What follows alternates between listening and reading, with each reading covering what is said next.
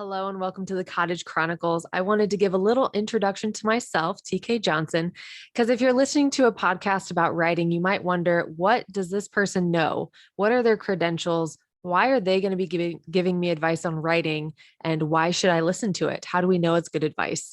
Well, let me start by saying that I have three books published, self-published through Amazon, Barnes and Noble, and Kobo.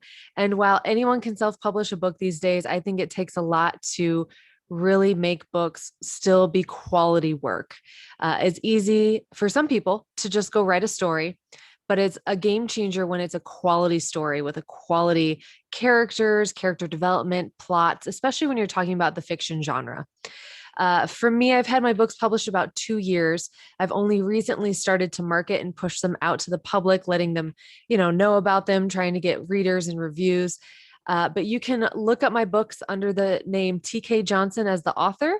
The book titles are Self Conclusion, Altar, and Prophecy. My goal each year has been to write, really since last year, I suppose, has been to write 2 books a year. I did so last year. I wrote my second and third book of my Laurel Vaughn trilogy. This year, I'm writing the fourth book of that trilogy. It's going to be a prequel. And then I'm also dabbing my toes into the river of adult contemporary fiction. This is not a fantastical world full of magic and fantastical settings and other worlds, and how you can create those other worlds. We're talking Star Wars, Star Trek, Lord of the Rings, those fantastical worlds. I'm dipping my toes into the world of the here and now, the modern day, the world that is familiar to us. And so I think that any young author, and I consider myself to be a young author still, but any young author needs to expand out of their comfortable genre and try different genres, a little bit of different flavors. And that's how we grow as writers. So that is my current process, my current, I guess, resume that you could say for me as an author. And really, I started writing when I was in elementary school. My very first piece of work, and I count it as good piece of work because I think it was a fantastic story and plot. But in fifth grade, I remember I had my number 2 pencil, my blue lined notepad paper, and I wrote down the story of I wrote down the story of a hero, a man who had saved his world, but he was growing too old to continue to fight the monsters and continue to be the savior if a new threat arose. And so he was pushed to find an apprentice. And it was all about how he was growing too old to fight, but yet he was too young to really let go yet. I just to brag a little bit, I feel like that was a very advanced plot for fifth grade. All credit really though goes to the Legend of Zelda video game, Ocarina of Time. I played that as an elementary school kid, and I was so engrossed in the story from that video game that I couldn't wait to find out what happened next. And what I discovered was that when they made new Zelda games, the story changed. It was a whole different story. It wasn't a continuation of the first story. And as a young kid, that was very surprising to me. And so I wrote my own version of what happened next with those characters that we met. I wrote new characters. And to be honest, I loved it so much that now as an adult, I look back on that work. I still have it. I still have those pieces of notebook paper. They have survived all these years, and I am still so excited about that story. And instead of it being a fan fiction, I want to morph it and change it. I want to create a fantastical world. I want to rename the characters. I want to give them a little bit more development from who they are in the beginning of the story to who they become. And I am so excited to take the story that I wrote in fifth grade and turn it into a new young adult fiction novel and a fantastical tale. I'm a big believer that kids, children, young adults, new adults, even adults should face life's dragons in books before they find us in reality. We all face some very tough times, some big hardships, but I feel like books are one of the best ways to equip us and any reader, really. The books are the best way to equip us to learn how to handle those tough times. Because when you read about it in a book first, you see how a character handles it. You see it through their eyes.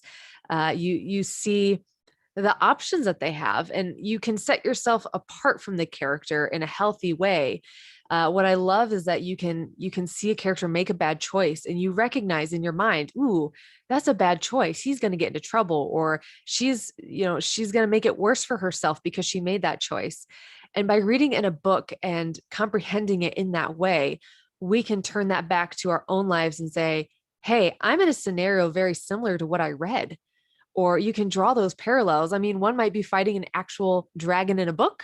One might be fighting a dragon of today's world. And that could look very different. It could be a difficult boss. It could be a sibling that you're in rivalry with. It could be a teacher that you just feel like there's something between you that you're not communicating well together.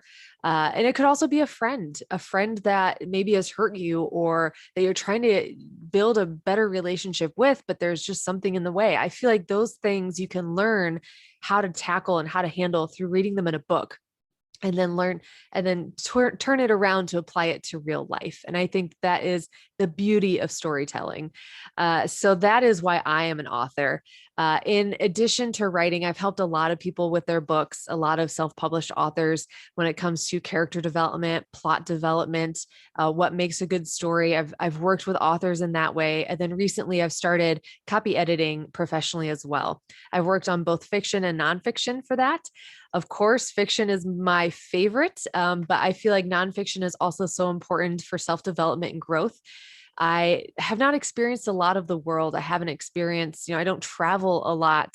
I haven't met and lived around different cultures of people.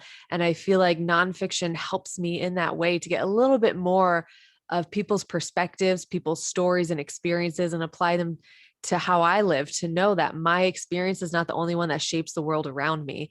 And so that's where I feel like nonfiction is so vital in our lives and in our growth. But of course, fiction is where my heart lies. I love the fantastical stories and the adventures and the romance and the magic.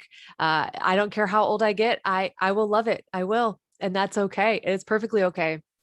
And so I wanted to give you that little introduction to me, about my writing, about my professional side of what I do, and as an author, but also into a little bit of my heart as to why I love writing, why I love sharing about books, why I love reading, because I want you to understand that as I talk about writing, as I talk about reading, I'm going to be pulling from things that I've learned, other people I've learned from, other sources that I've learned from. And I want you to understand where I'm coming from. That way you can decide if you want to trust the advice given. Writing is such a subjective thing. Everyone has their own style and way of writing. Everybody has their own opinions on writing, and that is okay. There are definitely some things that are right and wrong. There are definitely things that create a good story versus create a weak story. But the way you go about doing it, there are thousands, millions of possibilities. And so I want to explore those with you. I want you to join me as we talk about this. Join me as I have other authors on the show to talk about their experience and their styles of writing. And I am just so excited to start having these Yep, it happens on the page, and it also happens when you speak, where you just draw a blank, or you just can't get the word out, or it's just not spelled correctly, and so it doesn't come out of your mouth correctly either. It happens in real life and while writing stories. But I want you to join me for these very casual conversations. I am sitting in my little 600 square foot cottage that we are remodeling. It's a cozy place. I'm going to be posting videos probably from the same areas in my house, but these are just cozy little chats. And that's why it's called the Cottage Chronicles. They're little chronicles about writing and reading from my little cottage. And I hope that my heart for this topic can really speak to you as maybe a potential writer or a young author or someone who has no interest in writing, but you love the idea of stories and storytelling. So join me weekly as I upload new podcasts on all major podcast apps and platforms. And then of course, on my website, tkjohnsonbooks.com, I will always have a video version as well as resources. If I mention any specific resource or tool, I will list that on my website for each episode. So thank you so much. Keep joining me. I think we're going to have some really cozy, comfortable, and wonderful conversations from my cottage.